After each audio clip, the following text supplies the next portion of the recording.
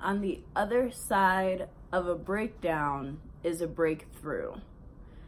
These are words that I've heard in different positive energy, mindfest, manifesting, create the life you love type spaces. That one I believe was definitely something that they would say at Landmark. And it's something I liked because it takes challenges and problems and kind of brings it into having a solution. So a lot of times we think life is perfect, we can't change anything, or life is awful, it sucks, we can't change anything. And there's always a flip side to every situation. So asking it is given with Esther Hicks and Jerry Hicks, what they talk about is every subject is two subjects and everything is two things. There is the having of it and the not having of it. So you're either looking at things from abundant, I have everything, I'm in prosperity perspective, or you're looking at it from a perspective of lack and scarcity. So why would I bring this up? What is the importance of this? The importance is that we have to pay attention to the language that we're using, the words that we're saying, how we're saying them, and what is the energy of what I am projecting and sharing about. So when it comes to our subconscious mind, it is called the silent listener that hears everything that we say and think, and it acts on it.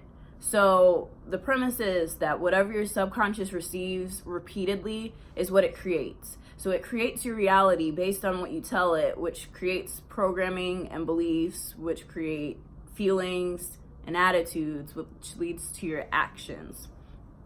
That is what they pretty explicitly state and what to say when you talk to yourself about neuroprogramming, and positive self-talk is a way to reprogram your mind. And it's also something that I've learned in college in a psychology class, where there was always this process that begins with what you think, creates how you feel, creates what your behaviors are. I'm Latia. I am a data engineer, and I am a creative person. I like expressing myself, and I make YouTube videos. So welcome if you haven't seen me before. And the importance of really paying attention to what we say is that it gives you power in creating your reality, and it gives you an opportunity to short circuit any bad behaviors or things that we do that aren't working. So when it comes to, I guess, positive, like the book that I'm reading on self-talk, that one's an interesting one because it has 5 levels of self-talk that they go over. And when they lay it out, it's really clear what they're talking about. So level 1 is negative. I can't do this. I can't do that. It's just no, it's not possible. And so you limit yourself. Level 2 is I recognize change and I don't believe I'm going to change or I'm not changing today. So that's I should start working out. I should stop drinking Red Bull. I would. And in the book, they demonstrate what the problem with the thinking and the way that you do it is. You recognize that you're changing, and if you complete the sentence, you're saying that you're not. So I should work out and I'm not working out. I'm not going to do that. And so what happens is you get the negative messaging of it's almost like a double whammy, because there's shame created because you're not doing what you're supposed to be doing. And then there's also the shame of, yeah, and I'm going to continue not doing that. I'm not making a change. I'm just noticing, I suck. I'm sucking about it. Like, I'm just bad. I just don't do right. Any kind of negative program gets instilled there. Level 3 of positive self-talk is acknowledging change and creating, starting the change. So I no longer eat unhealthy food. I no longer gain excessive weight. I no longer drink Red Bull. So these are ways that you can practice training your mind and cutting off the bad behavior. So it's starting to acknowledge, no, we're at a turning point, no longer doing that. It's let's get creative and start solutioning and changing the way I see myself and my identity, so that then you start bringing in this space and freedom. And level 4 of positive self-talk, or level 4 of self-talk, which is the level I'm going to leave at because it's most relevant, is the affirmative. I am organized and strong. I get my work done on time. I love my job. I am a great employee. This is where you start creating the new identity that your subconscious sees as a picture that it acts on and starts creating. So this is where a lot of the shift happens. So I'm still reading that book. I read it mostly as I commute so I can use other time of my day for other things. And I'm really enjoying it because it goes over these items. Now, going back to how every subject is two subjects, and you're either looking at it from a positive, I have things perspective, or a negative, I don't have things perspective. The thing about that is a lot of times I tend to see the negative and what's missing and what's not working. So to be in a space where I can take that and I can shift it into solutioning, or it's a good thing because we don't always get to the root cause of our problems in life, that for me was fun, because a lot of times people are like, oh, you're so negative, all you do is complain, you're so difficult, you talk so much. A lot of people come at me with different negative things. And for me, it's interesting because I got on the TED Talk website recently and I finally watched this video on embracing otherness, embracing myself with Dandy Newton.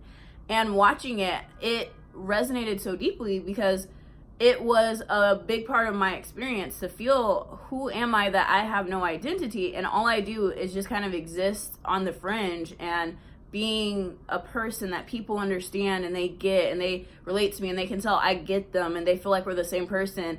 And all I'm doing, in my experience, for me, I fight for my identity. Like, no, we are not the same. Stop lumping in myself with you. We're two different people and it's not a problem.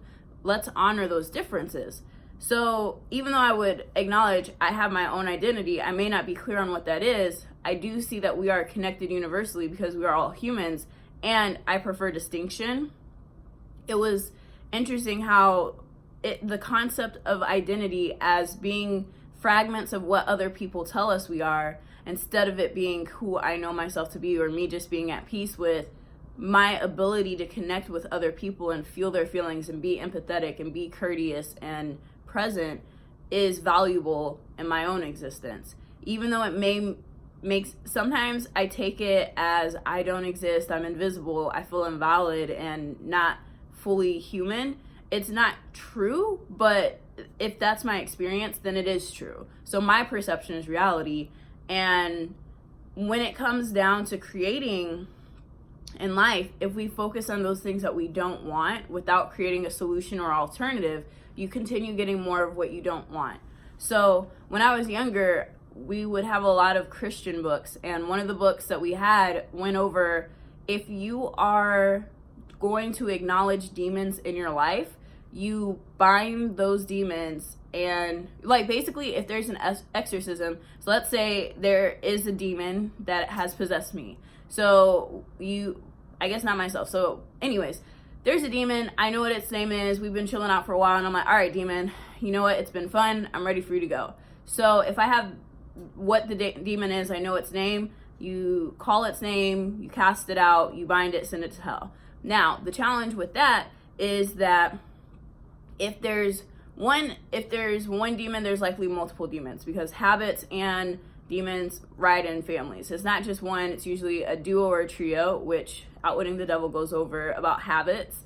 So that one and whatever relatives it has, you'd want to get all of them out would be one. And then two, you want to replace that with something good. So call in some guiding angels, call in some good habits, call in good thoughts, but call in something to replace it that is good, because what happens in the empty spaces within us is that demon's just going to come back. It's familiar, it knows what it's doing, it knows how to trap you. So now, if you don't, like, when you cast something out of yourself, you create something new in its place. So you have to acknowledge the bad, clean it up, and then put something good in its place. Otherwise, the bad things are going to come back. And What to Say When You Talk to Yourself, he uses a different analogy, but the premise is the same. Whatever you want to get rid of, replace it with something. Otherwise, you're just going to fall back into old habits, because there's nothing to hold on to in that space.